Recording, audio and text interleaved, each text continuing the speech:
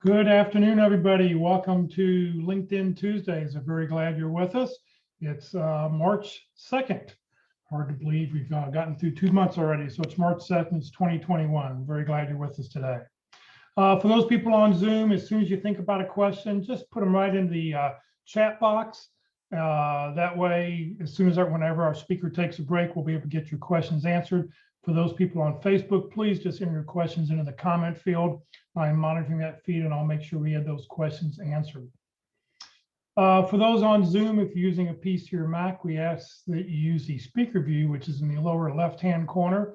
And where you see that red arrow, you can grab that little white line and drag it back and forth to change the aspect ratio of what you're seeing, the size of the speaker versus the size of the PowerPoint presentation. Please note this event is being recorded. It's currently live on Facebook. The recording will be on the Career DFW Facebook page and on the Career USA YouTube channel for others to view in the future. By participating in this event, and if you post a comment in the chat box or have your microphone or camera on, you give consent for your comments, name, and picture to appear. Good afternoon, everybody. My name is Jeff Morris. In 2008, I founded Career DFW to help those in job search in the Dallas-Fort Worth area. In 2012, I launched CareerUSA.org to help people outside the Dallas-Fort Worth area. I've written a book called What I've Learned About Your Job Search That You May Not Know. It's available on Amazon. Since 2007, I've been facilitating and leading the North Dallas Plano Career Focus Group. It's a group that meets on Friday mornings. It's been around since the late 1990s. And I'll tell you about our upcoming program at the very end of this session. And since 2017, I've been a member of the practice interview team. We have 4 outstanding speakers who talk about LinkedIn. They rotate on every week of a different speaker talking. Locke Alderson, Terry Sullivan, Ruth Lipsky, and Kurt Vandemotter. And the reason for 4 different speakers is because everybody's going to talk about LinkedIn from a little bit different angle. And they're going to concentrate on something a little bit differently. And so having, instead of having the same person talk about it every time, this way you hear a little bit different and hopefully you'll learn something new every time you join us. So today our speaker is Ruth Lipsky. She's a career coach specializing in talent development and career transition. She's going to talk about LinkedIn search engine optimization. So Ruth, thank you for being with us and take it away. Thank you so much. Appreciate the introduction. We are going to be talking about LinkedIn, and we're going to talk about a special side of it, and that is the ability for recruiters to be able to find you. So we'll talk about how you're going to change your LinkedIn profile so that the search engine that powers the LinkedIn recruiter is going to be able to bring you up to the top of the list, and you'll be more visible to the recruiters that way. So we'll talk about the LinkedIn goals that you have, what the recruiters see when they're doing a search. We're going to talk about how to maximize your titles and your skills so that it gives you more power. We'll add a couple of profile sections that might be useful. We'll talk more about networking, utilizing LinkedIn, and we'll talk about some of the posting activity. And why are we doing this? Because on LinkedIn, when a recruiter is looking to find a position to be filled, 48% are going to come from the company website. People apply on the career page of the company's site. 48% of the jobs for that company are going to be offered from that. Referrals, 14% are from employees that are sending a name to the recruiter or to the hiring manager and recommending them. Outside recruiters, the headhunters, are about 4%, but about a third of all jobs being offered these days in companies are coming from a recruiter who only needs to go to LinkedIn, type in a name, a location, a couple of skills, and they'll find plenty of people that are able to fit the criteria. They just need to sort through and find the ones they want to bring in. So LinkedIn is becoming a more powerful tool now that it is a cheaper way than putting their job openings out on multiple job sites and job boards. The 2 goals that you have in LinkedIn, one is to optimize your profile so that the recruiters will be able to find you. You want to be at the top of the list, and that's going to be one of the goals. The other goal that you have is to set up that welcoming vision of you. It's going to be able to make your LinkedIn profile more readable and more comfortable when people do land on your page. There could be a conflict between these two, and there sometimes will do things two different ways in order to ensure that both of these goals are met. There's no use having a beautiful profile that nobody can find. So let's take a look at what recruiters are actually seeing when they're going out using the LinkedIn Recruiter software. The first thing you need to realize is that LinkedIn gives your profile a score, and every day it's going to calculate the score. Some of the things that you did are going to fall off and not be included anymore, and other things are going to be added in as you do new items. So every day your profile is going to be scored. It's based on how much content you have and how much activity you have on LinkedIn.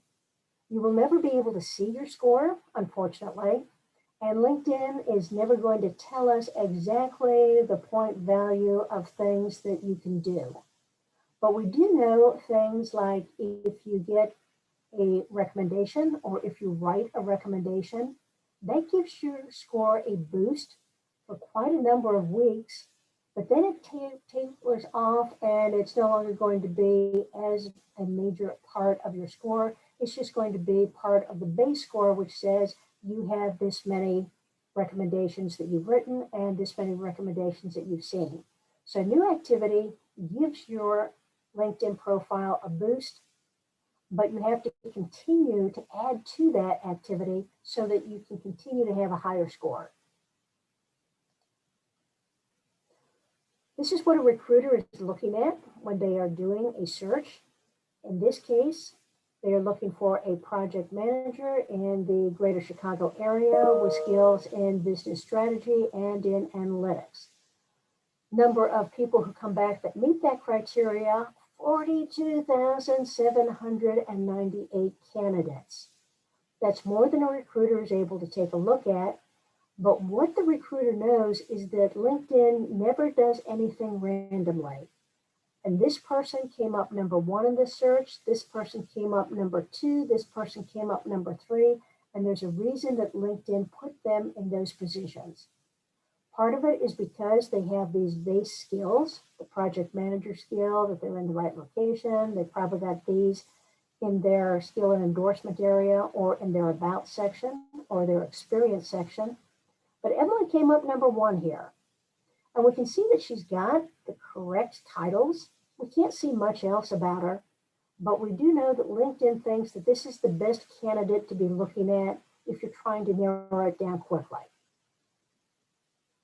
Recruiters have a spotlight area up at the top where they can have some specific functions that they want to look at. One is the total number of candidates.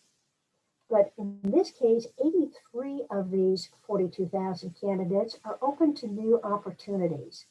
Recruiters quite often are going to go immediately to these people because they're easier to talk to.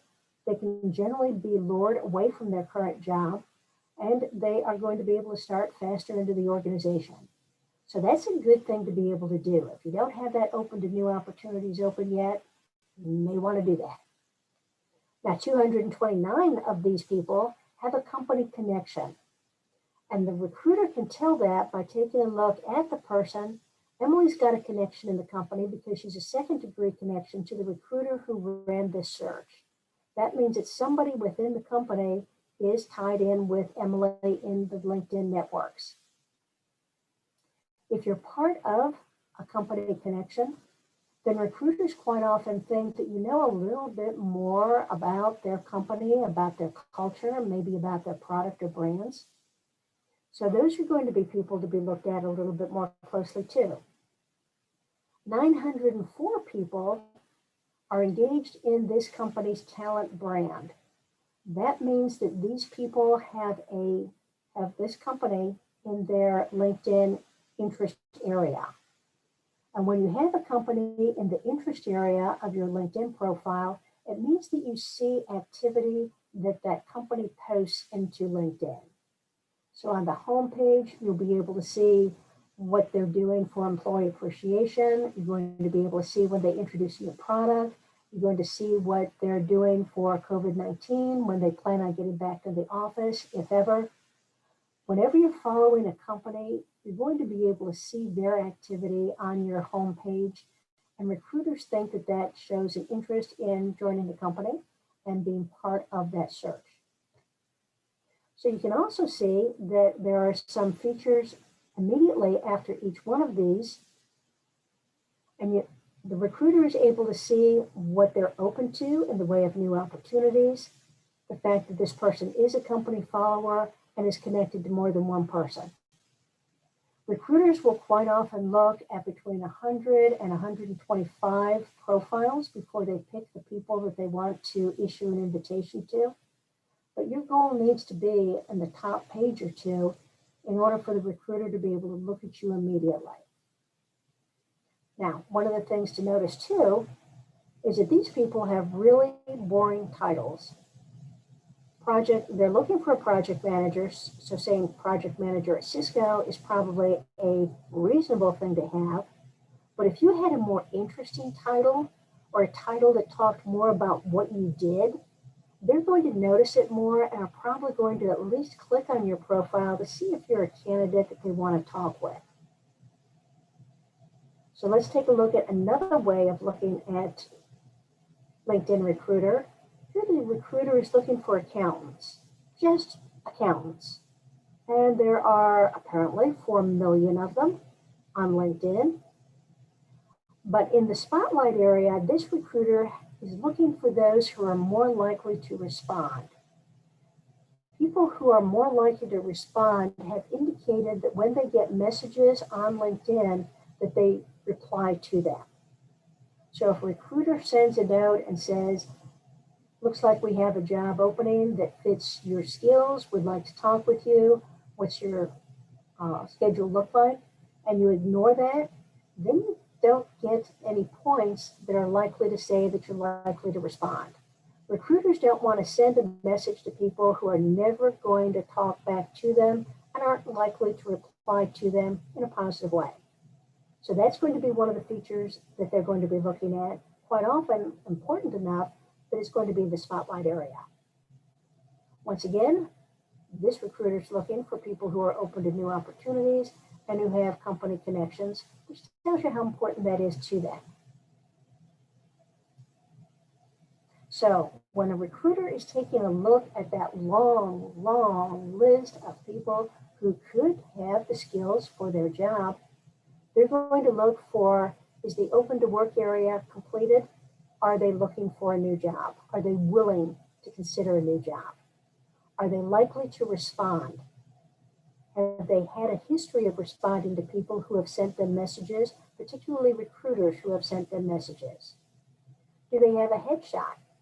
Recruiters are more likely to click on a profile when there's a headshot there because that indicates that they've probably filled out more of their LinkedIn profile and have more information to look at. We'll also be looking at that headline information, trying to see if they have a fit for the name that they're looking for, the title that they're looking for, and any additional information about that person. They want to see if you're connected to other people within the company, and they're looking to see if you have their company in the interest section. All of this is visible to them when using the LinkedIn Recruiter software. Everybody okay on those? If you have questions or if you want to talk, anything you want to put into the chat room is going to be read by Jeff, and we'll be able to relay that on so that we can have questions as we go along.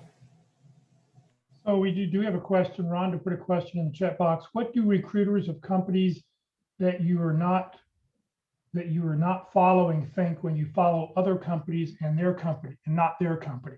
I mean, I don't think a recruiter actually sees, unless they look at your profile, they're not going to see the other companies that you're following, right? You're right. When they're doing a search on LinkedIn Recruiter, all they can see is if you've got a connection with their company. They don't care if you've also connected to all of their competitors. That's part of a job search and it's expected that you're going to have multiple companies of the same industry in your interest area. So that's going to be just fine. They don't care.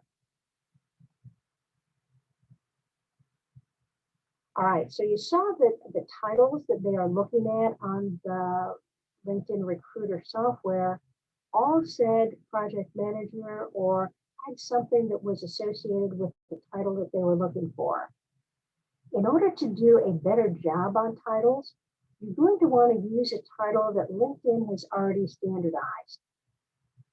A lot of companies are going to give you a title that is different and interesting and disruptive, but it's not going to make any sense to a recruiter, and it's not going to make any sense to the LinkedIn software that's looking for a match on that title. So in the title area, both in the headline area at the top and also at the experience section, if you had titles that were not necessarily obvious as far as what you did, you may want to change that or add a different title to it so that you have a better understanding, or that the recruiter is going to have a better understanding of what you did. So not only in the headline area, but in the experience section, you've had a title for each one of the jobs that you've had. If there needs to be other titles associated with what you did, you can add those in either with a slash or in parentheses, so recruiters have a better feel for the type of role that you actually held. And being able to add multiple titles to your headline area and the open to work area. Open to work only allows you to have 5 titles, but the headline area, you can put as many as you want. 5 is probably as many as you want because you're going to put more information in that area. And LinkedIn is now rewarding people who are showing skills in their headline area. It used to be that we wanted to have title, pipe, title, pipe, title, so that we had as many titles as possible to increase the chances that we're going to get that precise match that the recruiters are looking for. But now what LinkedIn is saying is that we want to see more about what value you add to the new company. And if you notice when the recruiter was taking a look at project managers, everyone on that page had their title as project manager. But if they had a title of project manager, program manager, specializing in international business expansion, that draws the eye of the recruiter, gives them a much better feel for the type of value that they would bring to their company, and are much more likely to be selected as one of the people to be brought in for an interview. So add in more information on your headline area so that when you do come up in a search, that the recruiters are going to be able to see more about what you are, what other roles you could fill, and what you add to your company. So in the headline area, one of the ways that you can create a new title is starting it out with an adjective, accomplished or award-winning or transformational, something that's going to be a one-word pop that indicates the type of role that you bring in. Then you're going to add a couple of titles, and you're going to use the titles that are in LinkedIn's list of titles, and you can find them either in the Jobs tab when you're searching for a job, and you put in a title in that search bar, it's going to come up with a bunch of options. Use one of those because those are the standardized LinkedIn titles. But then add in the value that you bring. This headline area has been expanded to over 200 characters. You've got plenty of room to indicate what you do for your next company that is going to be remarkable or different or better than other people who may have the same titles. So the example we've got here, dynamic program manager driving brand awareness through integrated marketing. It's a stronger title than just having program manager. Now the headline area is one that is used quite a bit in searches, and it's the first thing that the recruiter looks at when they come onto your page, because otherwise they would have to scroll down and see more. If at any time you feel that your profile is not getting the attention that it should, You're not getting the hits from the recruiters. People aren't looking at your profile. You're not getting invitations for an interview. You should change this area. First area you should change, if you think that you're not strong enough, is your headline and the first paragraph of your about section. So every 2 months, take a look and evaluate your LinkedIn profile. Are things going the way you want them to go? Are you getting the attention that you should get? If not, change the headline, change the first paragraph of the about section so that it's a little bit more dynamic and gives more of a strong statement. Now you've got skills, and every single LinkedIn talk that you go to is going to talk about add skills to your profile, add keywords to your profile. Let's talk about how we're going to do that too. LinkedIn has compiled the terms that are most used by recruiters. They have not come out with the 2021 list yet. Maybe that they don't have enough activity yet to come out with the list. But we do know that the top 5 soft skills that recruiters looked for last year are creativity, persuasion, collaboration, adaptability, and emotional intelligence. If recruiters are looking for these skills, you probably want to add those into your skills and endorsement area. If you use these during your job, you can add statements into the about section or into the experience section so that you show those words more often. The more often you use a word on LinkedIn, the more LinkedIn feels that you have that skill. Now, the hard skills, of course, are predicated on what type of work you do. And so you've got blockchain, cloud computing. Business analysis is a good one for a lot of people, but most of these are going to be very specific to the job that you're actually doing. But add more keywords that the recruiters are looking for, not just words that you think describe you. Those are important. But if the recruiter's not looking for that particular skill or that particular word, then it's not going to be as valuable as some that we know that the recruiters are looking for. Now, in the skills and endorsements section, LinkedIn allows you to have 50 skills. It's recommended that you have around 45 or 50. We do want to see the top 3 as being your strongest ones. These are the ones that are going to be seen before the recruiter or the person on your profile clicks the See More button. But if you've got 3 skills that you think made you successful, you need to have those on the top. LinkedIn is going to categorize all of your skills. You cannot move your skills between categories, even if they're wrong. LinkedIn is not always good on this one, but just accept where they put those skills. But your skills need to contain both technical skills and managerial skills.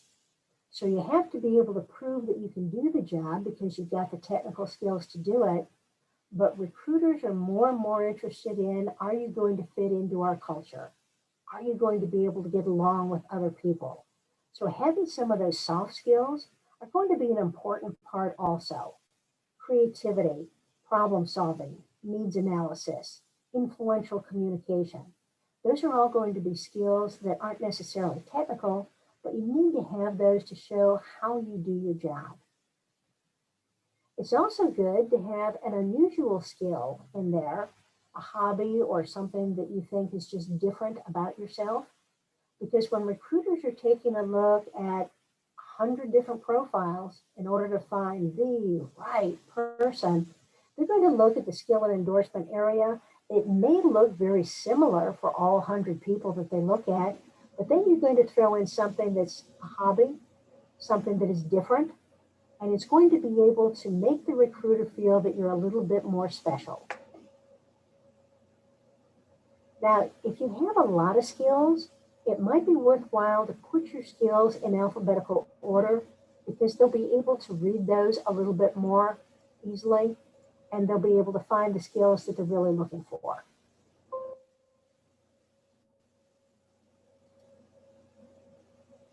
Also in the skill and endorsement area, there will be an area that says take assessment.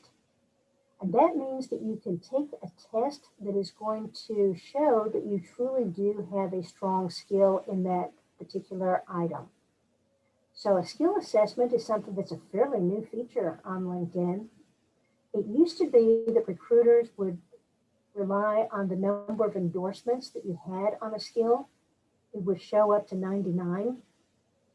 But they found out that it wasn't always a good indication that a person truly was strong at that, because it was somebody from the outside who was taking a look at that and deciding whether it was strong or not.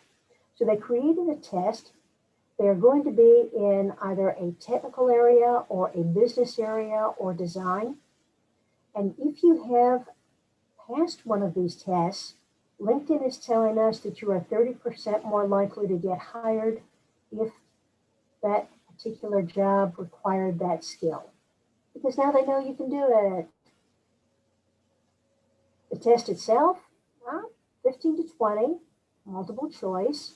It is a timed test, and you have to complete it in one session so that you can't go out and Google an answer if you don't know it. You need a 70 or above in order to pass the test. If you do get that, then you can add it to the skills and endorsement area. It looks like a clipboard with a check mark on it.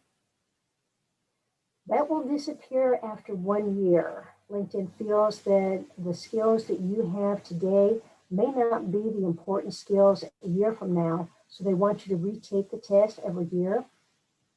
If you don't pass the test the first time you take it, you are allowed to retake the assessment one more time, but you have to wait 3 months before that's available to you.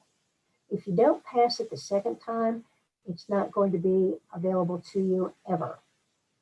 Ruth, does the little clipboard automatically pop up when you pass the test, or is that something you have to add on after you've passed the test? It's something you have to add. Some people don't necessarily want to have that on there, but if you're looking for a job and you think that that's a skill that is necessary, you should add that in. It'll be a check mark at the bottom of the test when they give you the results. Thank you.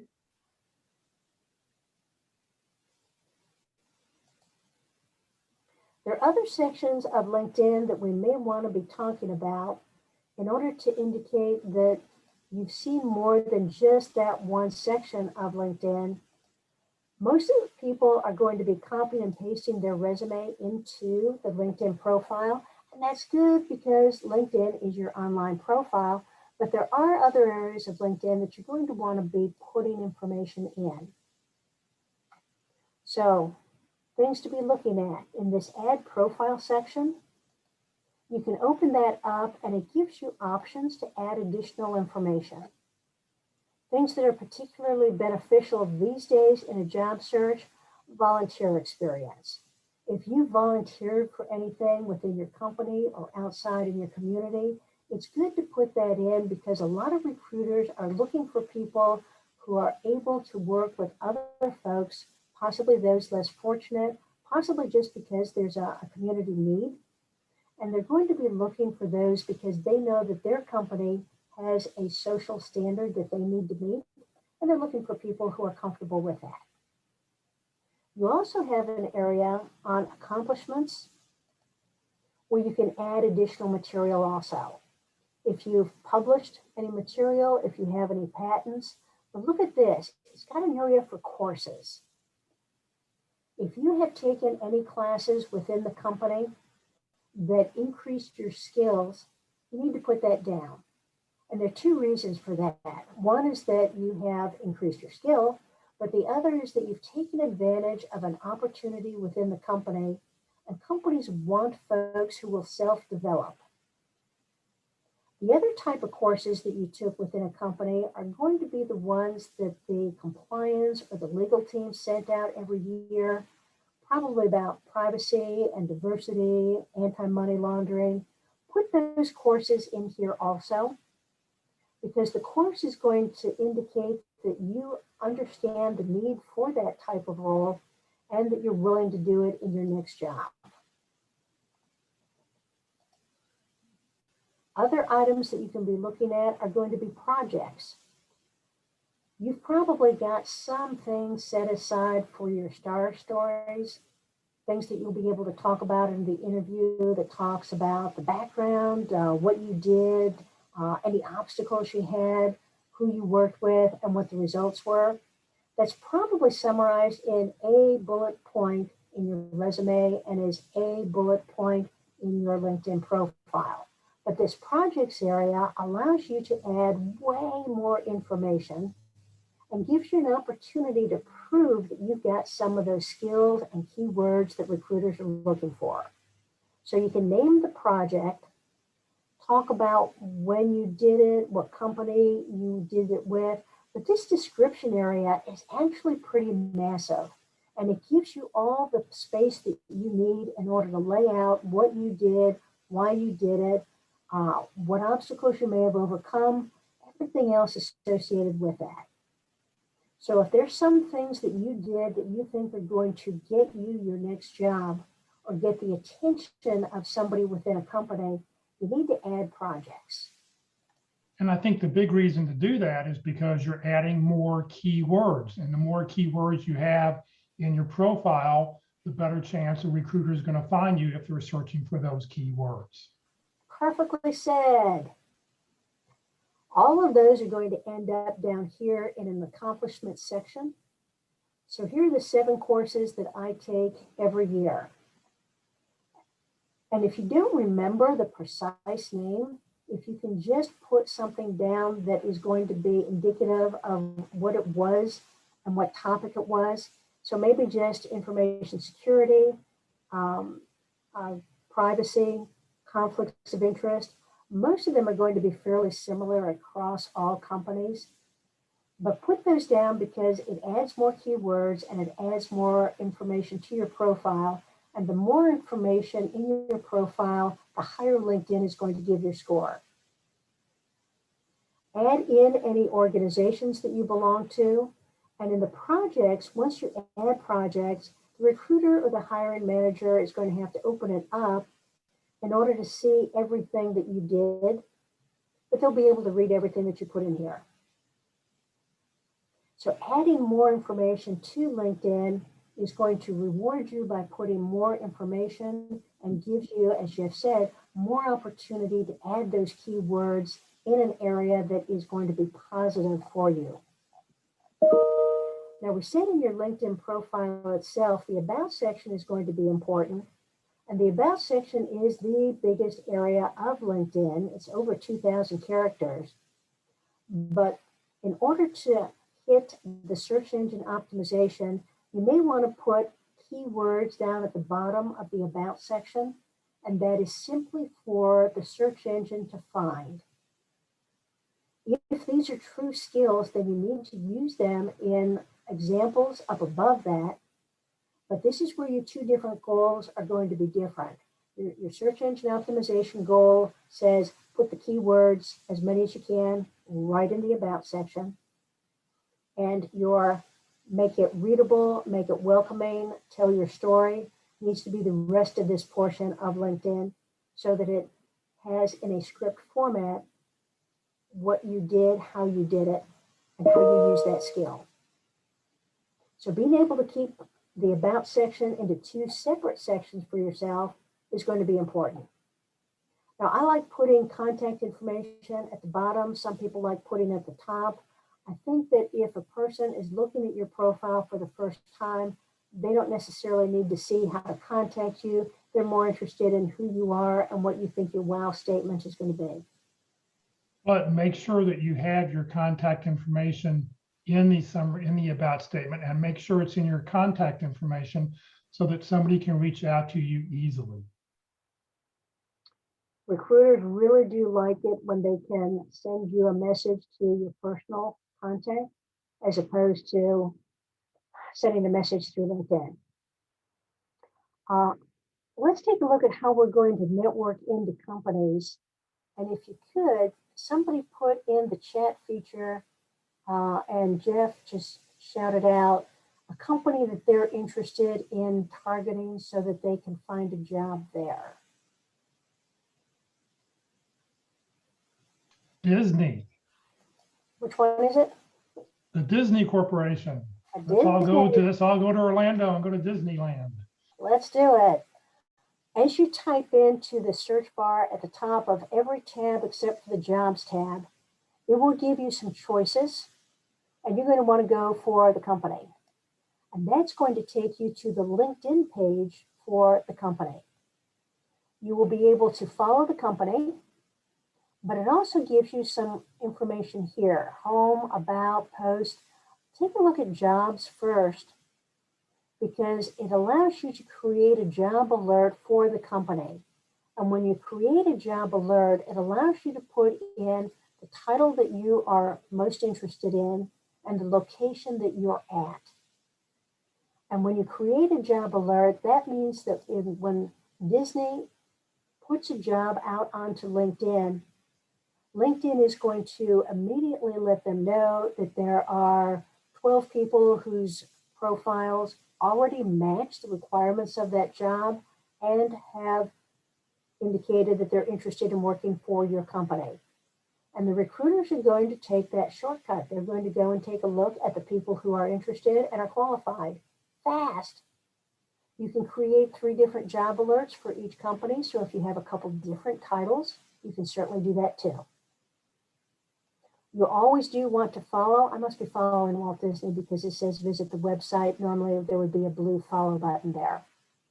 So take a look at the jobs, not necessarily because of what they posted. You can get that off of the company career page, but for creating that job alert so that recruiters can go to your profile quickly. Let's take a look at the people here. When you click on people on the LinkedIn page, it will tell you about the 537 employees who are currently employed at that company. It will tell you where they live and it'll tell you where they studied. You can hit the show more. And shall we just take a look at Orlando? Let's go to the Orlando people. So now we're just looking at the people who work at Disney and identify themselves as Orlando employees. You've got this next feature right here. If you click on that, it'll give you more information. What they do, that is what department they work in, and what they studied. And if you click next again, it'll tell you what skills they have on their LinkedIn skills and endorsement area. And if you're connected to any of them, you'll be able to see that here. And with the way people move around in jobs these days, a lot of times you may have a first degree connection at a company that you didn't realize had changed jobs and is now someplace else. Having a second degree connection is always nice because you can contact them and say, I see that we have connections in common on LinkedIn. I've always been interested in the Walt Disney Company. Let's connect. Once you connect, then as a first degree connection, then you're going to be able to start more of a dialogue. I've applied for this job. Do you know who the hiring manager is? I've applied for this job. Any tips on interviewing? And you can get that dialogue going. But let's go back and take a look at the Orlando people who are in the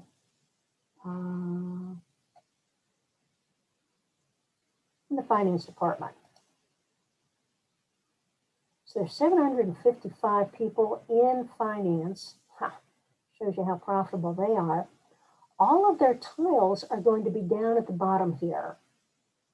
So you can take a look through and find people who might be a hiring manager or might be someone who has the same title that you have, and you can connect with them. Never use the white connect button here because that sends the automatic message of, I'd like to join your LinkedIn network. You want to go into the person by clicking on their name or their picture and see their profile. Oh, this is a Disney person for sure, isn't it? But you'll be able to see that there is either a blue connect button here, or in this section, you'll be able to find the connect request here. But that will allow you to personalize, and it'll be a little bit easier for you to send a message on why you're connecting with them. So if we go back, one of the first groups that you want to connect with and let's just say we're still in Orlando, is you want to connect with recruiters. So we'll type in recruiter, and it's going to bring up 214 employees who either currently have recruiter as their title or who have worked as a recruiter sometime in their past. You can take a look at them down here. They do have a fair number of recruiters. You want to avoid the ones that might be the university recruiters if you're not in a university, but you may need to take a look at some of the profiles in order to find the person who seems to have the recruiting responsibility for the field that you're in. A lot of those. So let's get rid of the recruiters. And let's say that the person you think who is going to be interviewing you would be the director of marketing. How many people in Orlando are directors of marketing or who have ever been directors of marketing? Oh my gosh, 1,000 of them? Yikes. Well, should you have put parentheses around that to make that a Boolean search? No, you don't need to because it comes up as a complete search. You don't need Boolean in this one. You do in this one up here quite often, but not in this one. Good tip though.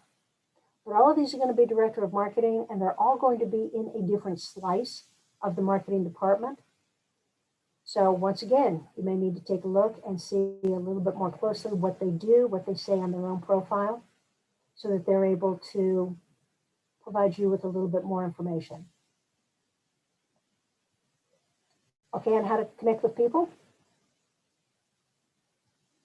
and how to connect with jobs.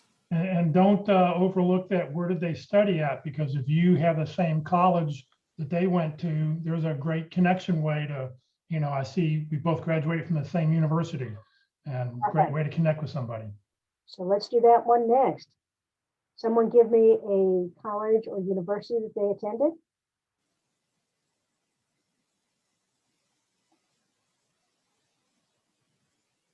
Missouri.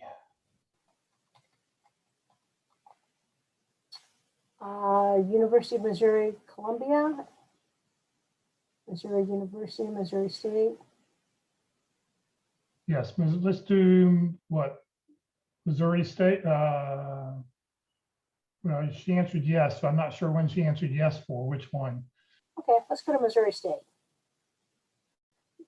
LinkedIn will already have you following this school if you went to that school. They will automatically put that into your interest area. But you're not just limited to the schools that you attended. If your spouse went to it, if your parents, if your kids go to a school, you can add that into your LinkedIn profile because you're interested in seeing on the homepage the types of information that are going to be presented and available to other people. So add more schools. You'll notice in this area, we used to have people, now we've got alumni. So we're going to click on the alumni, and there are 99,000 people who have gone through Missouri State University. Let's show a little bit more. Let's find the ones who are in the Dallas-Fort Worth area. We've got 1,912 of them. But now it also shows you where they work. So if you went to school with someone who is working at a company that you want to be part of, let's say that you want to go into USAA. There are 4 people who are in a company that you're interested in, who went to a school that you went to. Now your connection request is going to be much more personalized, and there's going to be more of a reason why they want to connect with you. I see you also attended Missouri State University. I am looking for a new job, and I'm strongly considering this company. How do you like it there? So being able to give a person a reason to connect, either because of the title that you have that is similar, or that you're interested in the company, or particularly if you went to the same school they did, most alumni groups are very strong and are going to take care of the people who went to that school, or at least give them the benefit of the doubt over other people that they don't know at all. So being able to connect through companies and being able to connect through the schools that you went to or other people went to If you have a child who is going to a school right now and you're paying tuition on them, use that school as a connection too, because that is part of your network. Okay. A couple other questions have popped in. What if you didn't check the clipboard? I guess when you took the test and you said that you have to select that, yes, you want to show it. What happens if you don't then, but now you do want to show it? Is there a way to go back and do that? There is a way of going back and doing it. I can't show you on mine because I didn't do that. But there will be where it says your skills and endorsement.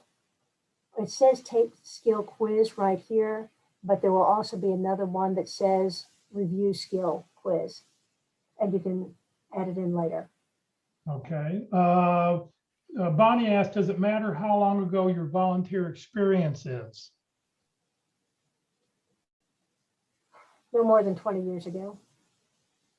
Okay, keep it within 20 years. Okay. Yeah. How about adding organizations even if your membership just expired? That's okay too. Okay. Let's see here. So here's a good one. Lauren asked, how do you find people who used to work at your last organization? The best way to do that, they're not going to show up on the company page because they're no longer there. Is that where we're going? Well, I think so, yes. So, I mean, wouldn't you want to, I mean, I know there used to be a way that you could find people who worked at a company at the same period that I worked there or something. I forget exactly how you term that. You can go into your My Network tab and go into your connections, and you'll be able to search with filters. So when you search with filters, one of the filters that you're able to search is the current company that a person is at, but under all filters, you'll be able to see past company. And you can add a company so that it shows where they used to work. So if I wanted to find everybody in my network who worked at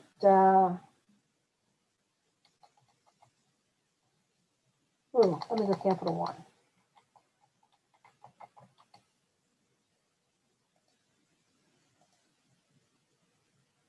I've got 90 people that I have in my network who worked at Capital One. No longer there, but used to work there. The only way you're going to be able to find other people who used to work there is going to be going into each one of these people's profiles and clicking to see what they have in their connection area. There's not a good way to do that anymore. Okay. Jason said, can you use a Boolean search? We said, yes, you can in the top search box in the upper left-hand corner. A Boolean search is always very positive up here. Yes. Okay. Sandra asked, should you hide your age by not putting years of experience, 10 plus years, for example, ago on your LinkedIn profile? It's going to depend on what level job you are. If you're at an executive level, they want to know that you've got 20, 25 years of experience. They don't want somebody who's only got 10 years of experience being the CEO of the company. So there's sometimes when you do want it, but instead of having 10 years of experience in a fairly stable job, you may want to just put extensive experience instead, because you're trying to hide your age as much as possible, because you know that there's ageism out there, which is why we want to have skills like flexibility and adaptability in your skills and endorsement area to counteract the idea that as you have more time in a company that you get paralyzed with your own ideas. All right, Jason asked, and I'm not really sure, Jason, if you want to unmute your mic and clarify this, to the question about expired prior organizations, isn't it okay to list and maybe put the dates? I'm not really sure. You don't necessarily need to do that. You can put your licenses and certifications here as long as you actually had a certification. If there's one that is asking for, is this still a current license, then you would have to indicate that it was a previous license and not a current one. Oh, and I think he's talking about organizations. So if you wanted to list the Oh. organizations, So were you in an organization before? Yeah, put them in, as long as you were in that organization in the last 15 years or so, it would be okay to put that in because it indicates an interest that you were in, and it takes some energy to be part of an organization. right, right. Any other questions?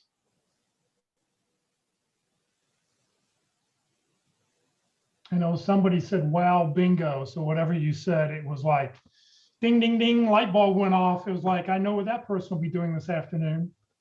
Okay, So, bottom line though, the more sections you have on LinkedIn, the more information, the more words, and the more activity you have on the home page, the more LinkedIn is going to reward you by bringing you higher to the searches and to the attention of the recruiters.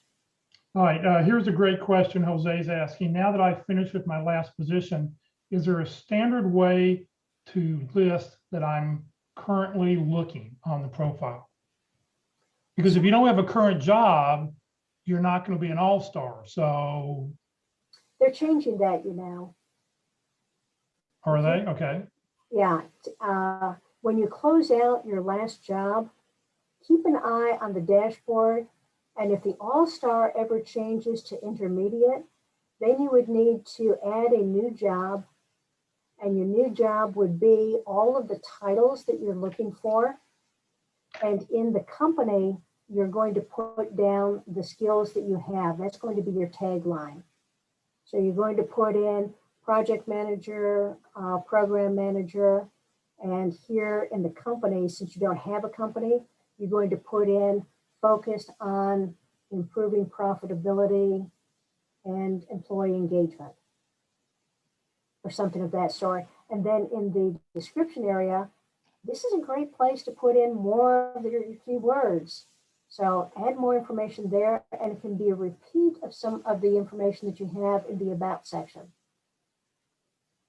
Right. In the company title, I know I've seen this on Christina. She's mentioning it right now in the comment field. She said, that's where I put my email and phone number. And that way it shows up on her profile. When you look at her front page, it shows that as her current job. And you see it right up there where instead of said Lee Heck Harrison, it'll have her email address and her phone number just to make it easy for people to see her. So it's a very, you can check out her profile. It's I like the way she's done that. And some people create a new background and put it in your background area, just in the corner here. Yeah, if you look at my profile, you'll see that I've built my phone number and email address into the background. I want to make it as easy as you can so that you don't have to connect with me. You don't have to, but you could pick up the phone and call me. Any other questions from anybody?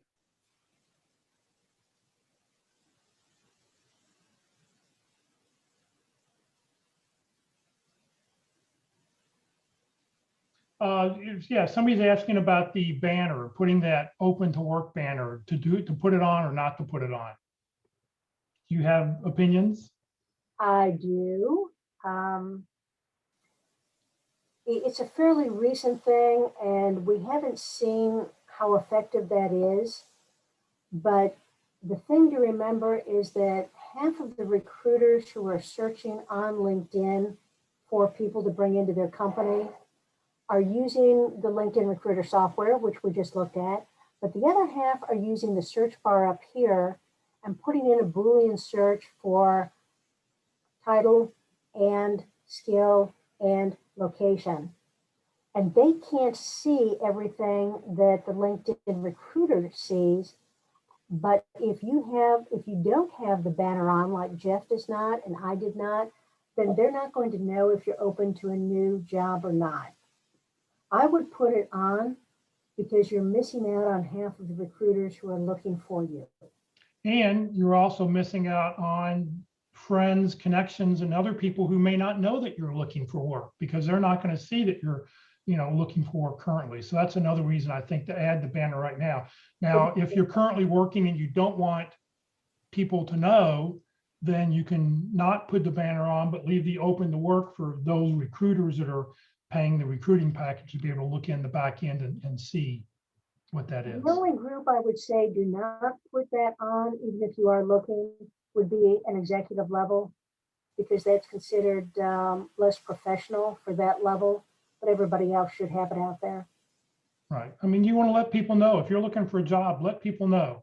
There's nothing, it's not like 20 years ago when, it was, you were a plague if you were unemployed. People didn't want to hang out with you. Nowadays, everybody's been unemployed. If not, they will be. And they will have to go through this cycle and learn what you all are learning right now.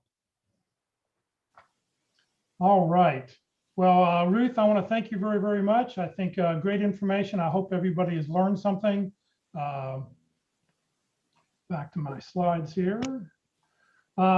Just want to mention, so next week, Locke Alderson will be with us, how to use LinkedIn for job hunting, strategies to get results. You can join us next Tuesday for that. Okay, I need everybody to please raise your right hand and repeat after me. I, Jeff Morris, promise to always send a personal note whenever I send a LinkedIn request to connect with anyone. This includes when I use my cell phone or my computer. So very, very, very important. You're welcome to link in with me, LinkedIn with Ruth, but please send us a personal note. Let us know where we met you at. Just as if you didn't know, if you're a veteran, LinkedIn does offer a year of LinkedIn Premium for job seekers and military and veterans. So go to veterans.linkedin.com. Other training that we're doing, Career DFW, we're now putting on training programs Monday through Friday. Every Monday we have a networking session. Tuesdays we do LinkedIn, Wednesday interviewing, Thursdays effective resumes, and then Friday morning the North Dallas Plano Career Focus Group. So please join us. Lunch and learn every day at 1 o'clock.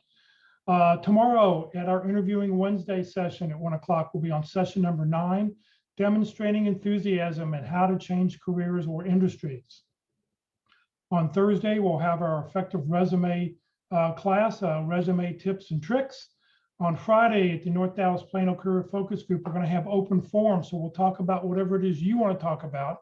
I do have a short presentation of about 10 or 15 minutes about having your personal board of directors and how to decide what's important to you in a job search.